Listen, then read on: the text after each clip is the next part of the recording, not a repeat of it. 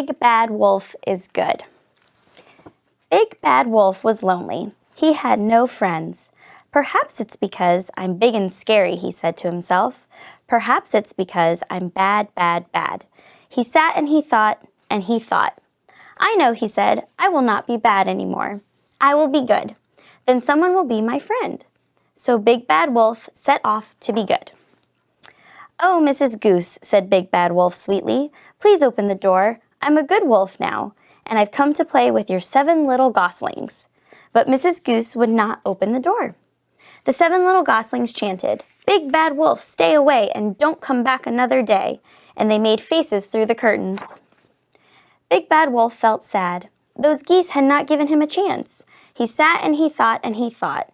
I know, he said, I will be useful and good, then someone will be my friend. So Big Bad Wolf set out to be useful and good. Oh, Mrs. Chicken, said Big Bad Wolf sweetly, I'm a good wolf now. Please let me in to look after your 6 little chicks. But Mrs. Chicken would not open the door. The 6 little chicks chanted, Big Bad Wolf, stay away and don't come back ever again. And they made faces through the curtains. Big Bad Wolf was really sad. Those chickens had not given him a chance. He sat and he thought, and he thought, and he thought. I know, he said, I will be useful and good, and I will do a noble deed. Then someone will surely be my friend. So Big Bad Wolf set off to be useful and good, and do a noble deed.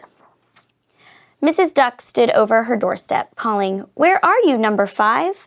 Good evening, Mrs. Duck, said Big Bad Wolf, bowing politely. What seems to be the trouble?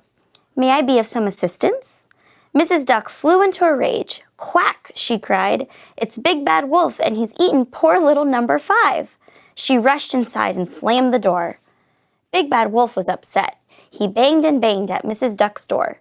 Let me in, he howled. I haven't eaten anybody. But Mrs. Duck would not open the door.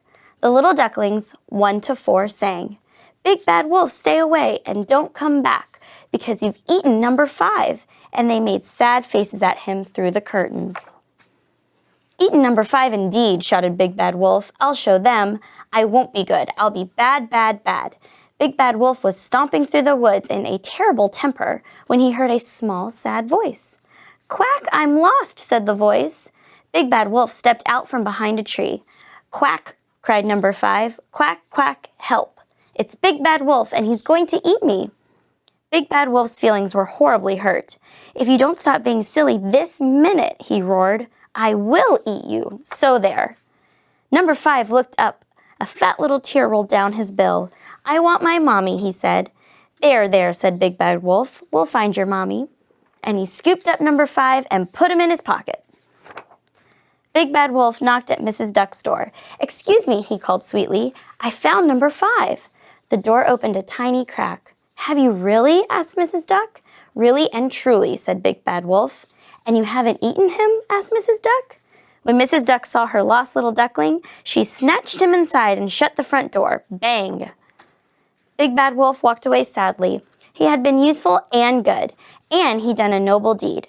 But still, nobody wanted to be his friend. A big fat tear rolled down his nose. Oh, Big Bad Wolf, cried Mrs. Duck, opening the front door wide. Big Bad Wolf stopped. Would you like to come inside for a cup of tea? She asked. Big Bad Wolf turned around. Yes, please, he sniffled. Big Bad Wolf had a lovely visit. He drank 3 cups of tea and ate 11 cookies. Then he played with the ducklings, 1 to 5. Thank you, Mrs. Duck, said Big Bad Wolf, when it was time to go home. Oh, thank you, Big Bad Wolf, said Mrs. Duck, for finding duckling number 5. You are a hero. Do you think, asked Big Bad Wolf shyly, that you could call me a big good wolf now? Mrs. Duck laughed. Don't be silly, she said, and she gave him a big warm hug. You will always be Big Bad Wolf, but you are good too. The end.